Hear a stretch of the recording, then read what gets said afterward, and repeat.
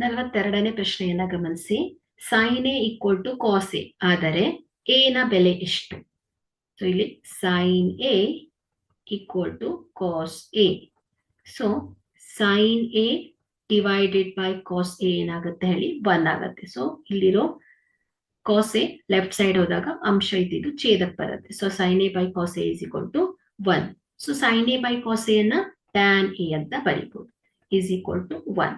So tan A, so ಇಲ್ಲಿ ಯಾವ ಒಂದು ಆಂಗಲ್ಗೆ ಟ್ಯಾನ್ ಫಂಕ್ಷನ್ ವ್ಯಾಲ್ಯೂ 1 ಬರುತ್ತೆ ಮಕ್ಕಳಿಗೆ. ಸೊ ಇಲ್ಲಿ ಆಂಗಲ್ ಎ 45 ಡಿಗ್ರಿ ಆದ್ರೆ ಸೊ ಟ್ಯಾನ್ 45 ಡಿಗ್ರಿ ವ್ಯಾಲ್ಯೂ ಏನ್ ಬರುತ್ತೆ?